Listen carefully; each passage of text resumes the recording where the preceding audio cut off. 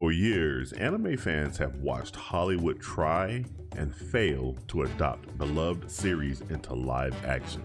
Time and time again, the result has been the same. Creators ignoring the source material, characters rewritten beyond recognition, and stories stripped of everything that made them popular in the first place. But every once in a while, something different happens. When Netflix released season 1 of One Piece, fans were cautious. Anime adaptations had burned us before, yet somehow the show managed to do the unthinkable.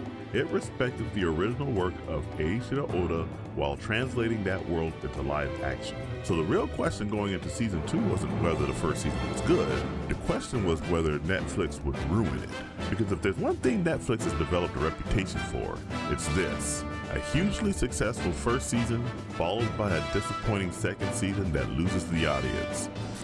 So, I talked to Marcus last night. Wait, what? You talked with the enemy? By yourself? Yeah, well, somebody had to do something. Who elected you, Vanya?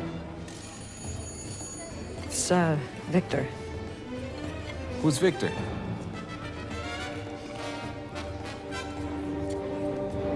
I am. It's who I've always been.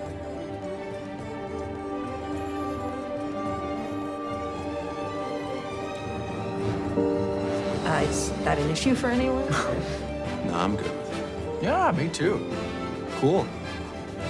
Truly happy for you. No, God! Thankfully, I can say this with confidence. Season 2 doesn't just avoid that fate, it raises the bar.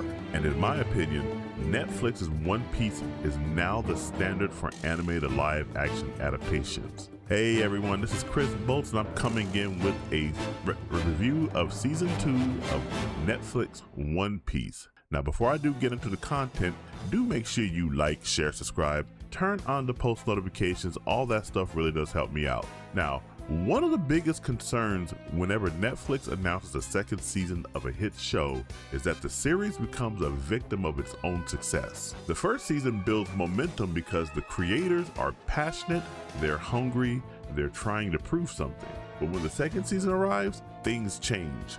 Budgets grow, production becomes more complicated, and sometimes the storytelling loses focus. Characters driven from their original purpose, and the creative team starts inserting their own interpretations instead of faithfully adapting the source material. Fans were worried that could happen with One Piece. Season 1 worked because it captured the spirit of Oda's world. The characters felt right, the humor worked, the sense of adventure was intact. And perhaps most importantly, the show stayed focused on story and characters and not on outside agendas. The good news is that Season 2 maintains those same strengths. A big reason the show works is the casting. The heart of the story is still Monkey D. Luffy, just like in the anime and the manga, which is played by Inaki Godoy, and the performance continues to capture the same infectious optimism that defines the character.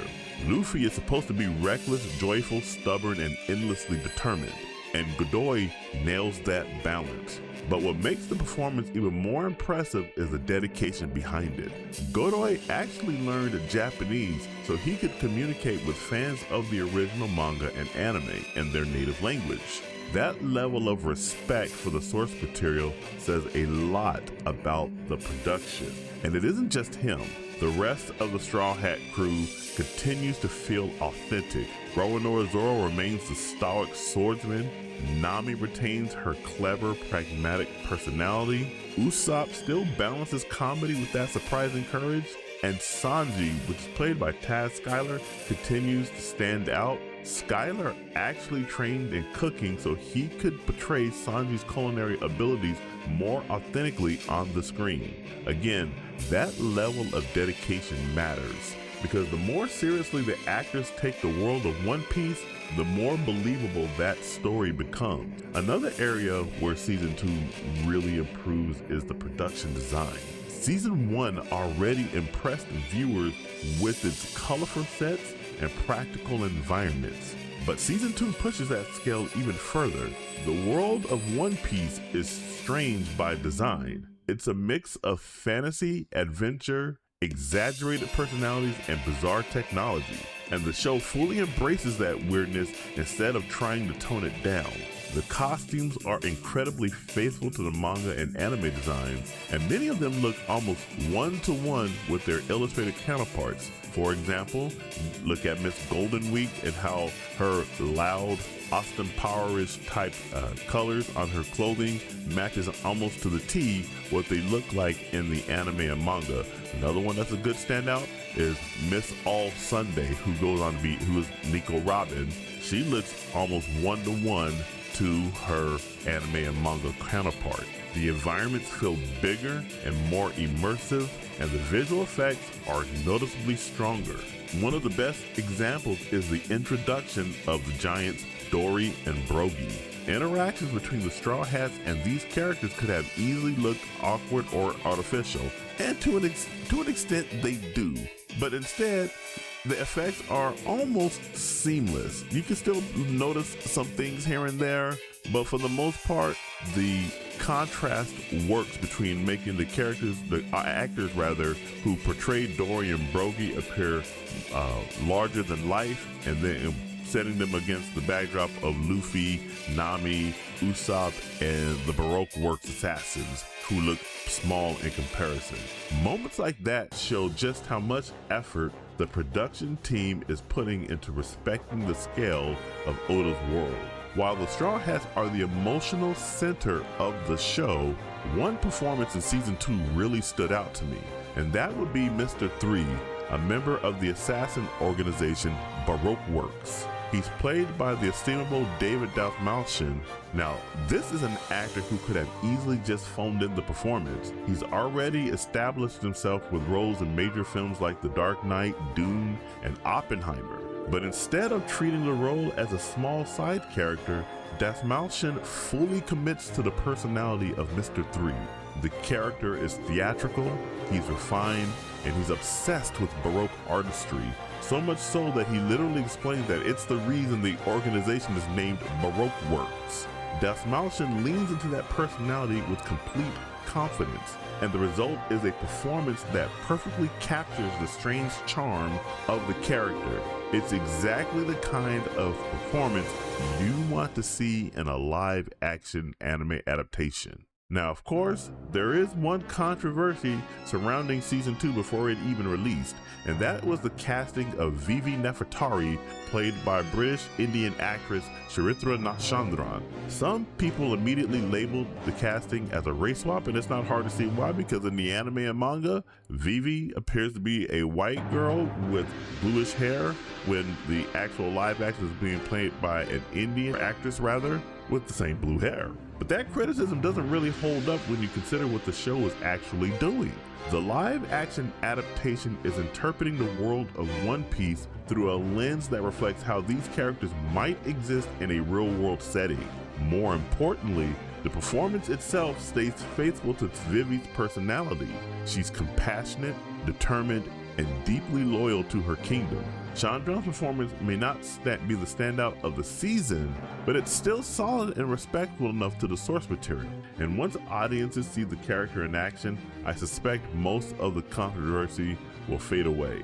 Now, with all that praise being said, let me tell you that the show is not perfect. For me, the biggest issue is the pacing. Season 2 starts incredibly strong, but the momentum slows towards the final stretch.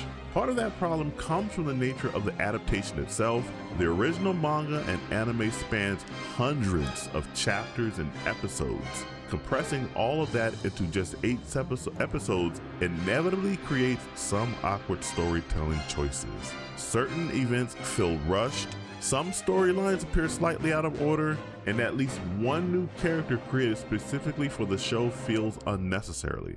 But the biggest issue for me comes in the final confrontation with Walpole. Without spoiling too much, the fight deviates from the spirit of the original story. Instead of allowing Luffy to have his defining moment against Walpole, the scene turns into more of a team effort.